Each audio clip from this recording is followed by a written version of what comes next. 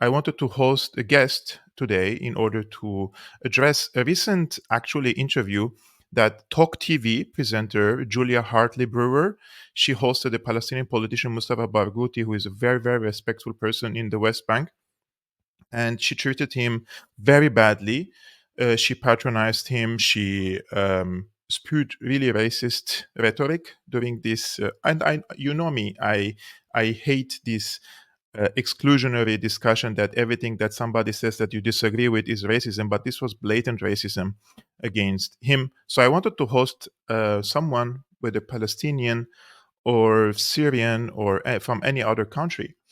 And I go to the profile of this person, just I want to check the background, right? Who I'm going to invite. And every time I go and scroll down and I see that these people are very, very critical of the US manipulation and the US media and the mainstream media manipulation and lies they're spewing about Palestine.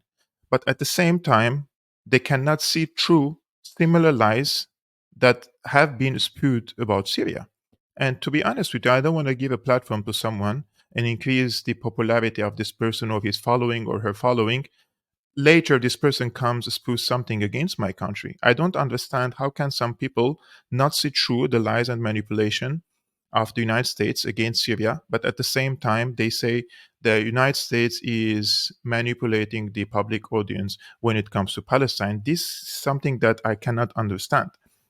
And this is why I get really bothered, because I don't want to seriously like host someone that played a role in the American led and engineered quote unquote revolution in Syria and help them. So some of these people were like speaking about US imperialism and unconditional support to Israel. They criticize it, but when it comes to Syria, they support the rebels, of course, so called rebels, supported by the United States, by the CIA, by the Pentagon. The CIA and the Pentagon, they said we supported this group. It's not like me that I found somehow the conspiracies, right?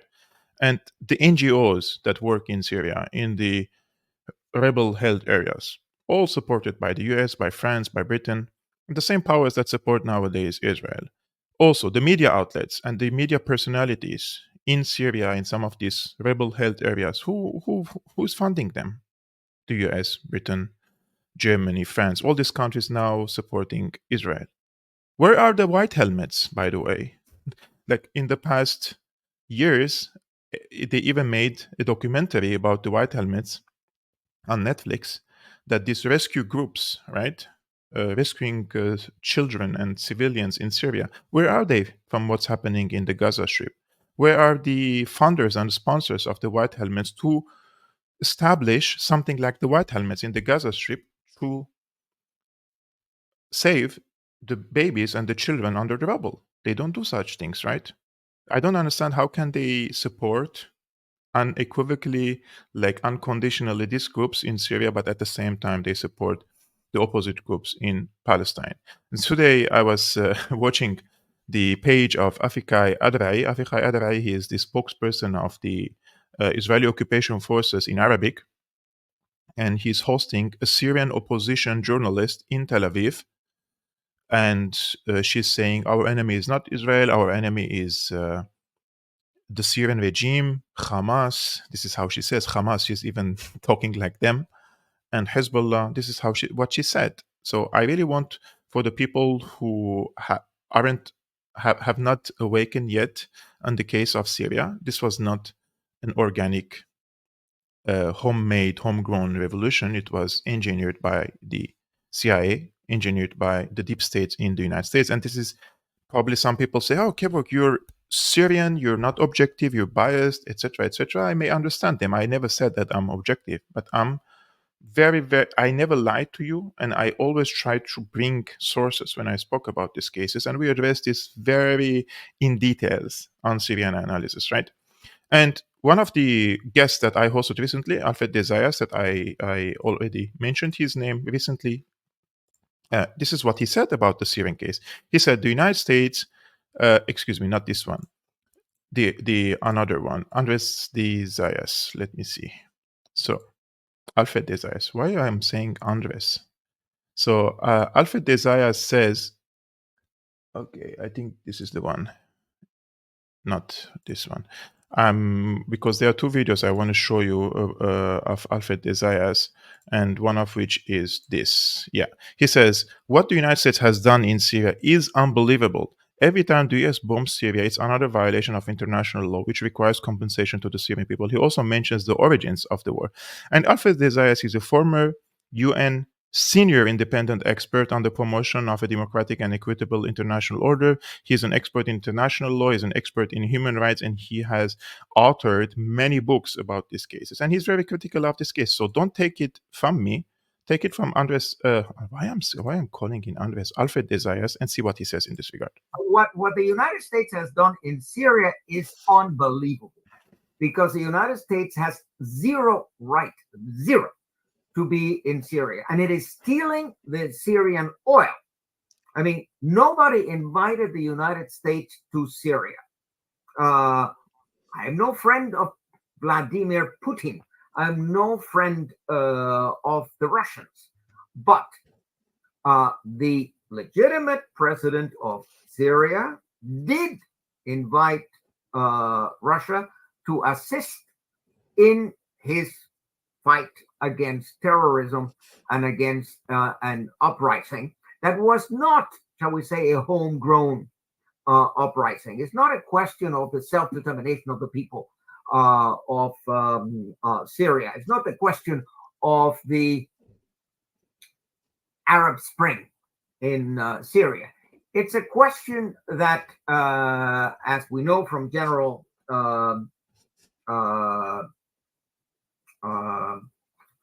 Davy?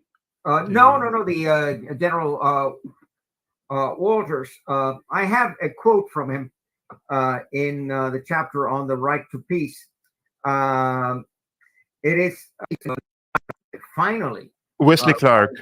No, I'm looking for the quote because it's so revealing, and of course Syria was targeted by the United States.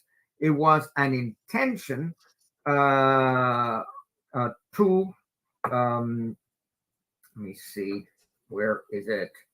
Going to the index. Are we speaking about General Wesley Clark? Yes, of course. Yeah. Yeah.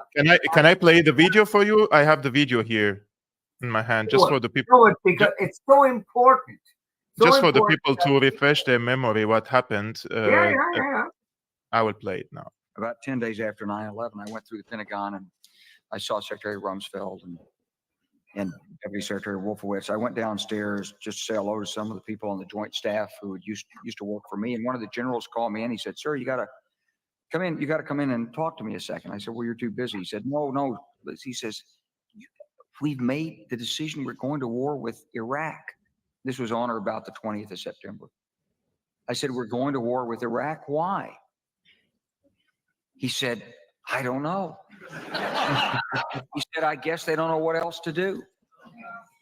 So I said, "Well, did they find some information connecting Saddam to Al Qaeda?" He said, No. He says, "There's nothing new that way. They just made the decision to go to war with Iraq." He said, "I guess it's like we don't know what to do about terrorists, but we've got a good military and we can take down governments." And he said, "I guess if the only tool you have is a hammer, every problem has to look like a nail." So I came back to see him a few weeks later, and by that time we were bombing in Afghanistan. I said, "Are we still going to war with Iraq?" And he said, "Oh, it's worse than that." He said, he reached over on his desk, he picked up a piece of paper, and he said, I just got this down from upstairs," meaning the Secretary of Defense office today. And he said, "This is a memo that describes how we're going to take out 7 countries in 5 years, starting with Iraq and then Syria, Lebanon, Libya, Somalia, Sudan, and finishing off Iran." So, well, if that is not proof of an animus on the part of the U.S. government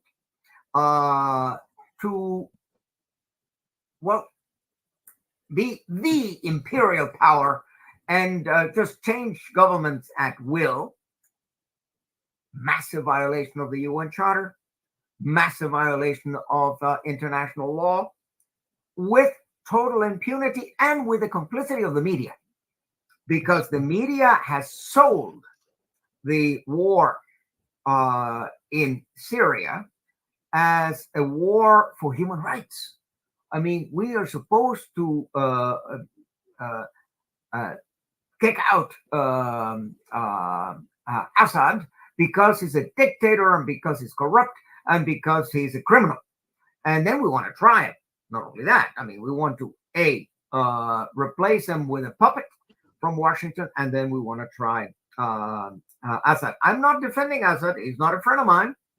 On the other hand, as I said here in my book, chapter 7, the prohibition of interference in the internal affairs of states, it starts with the quotation by General Wesley Clark, which you just showed your audience.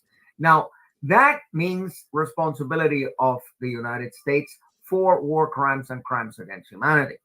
And every time that the United States bombs Syria, it's another violation of international law, which requires compensation to the Syrian people. People tend to forget that. The United States owes the world trillions of dollars in compensation for all the damage that it has done over 100 years of overthrowing governments. So, don't take it from me. This is Alfred Desayas, former senior UN expert. I also hosted Scott Ritter. He was a former US Marine intelligence officer. Jeffrey Sachs, he speaks about the US engineered revolution, quote unquote, in Syria, and he names it with the title that the CIA had a covert operation in Syria, Timber Sycamore. So those are all. It's now so openly discussed, right? Therefore, it disgusts me. I don't want to speak and host these people on my channel who participated in the misery of my people. And we had a conversation today with a friend of mine on X, and I said recently I came across, let me just fix this. Yes. Recently, I came across several people on X who are vocal in their criticism of the US and its unconditional support of the Israeli onslaught on Gaza. It is depressing how many of them supported and still support the US engineered revolution in Syria. And he said his opinion is correct. Here he said, try not to take it too much to heart.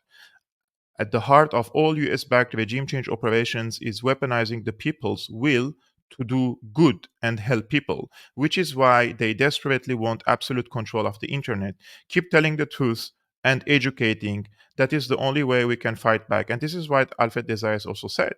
That is why he blamed the media because they're complicit with selling the narrative that this was about human rights and democracy in Syria. And I said over 500,000 people died in Syria.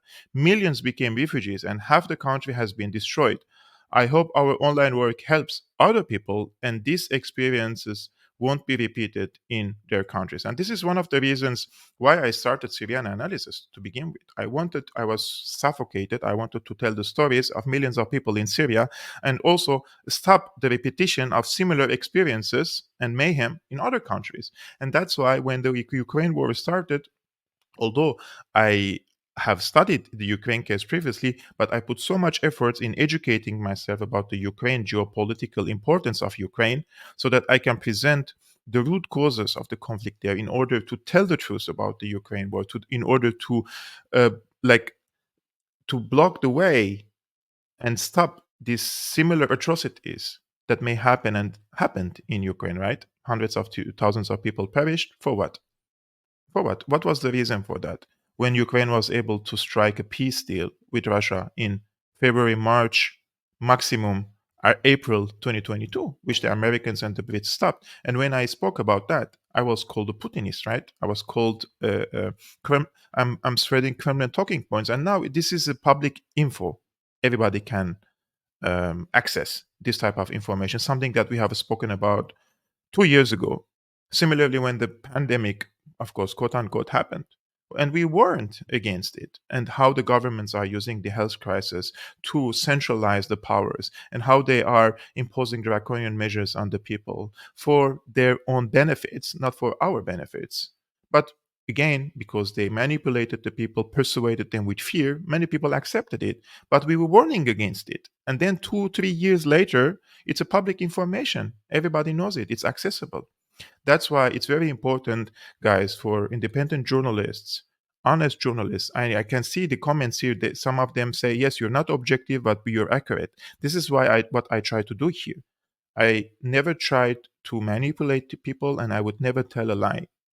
And I say my conviction the way it is. I may hit or miss, but this is my conviction, and I'm here telling you what I believe in.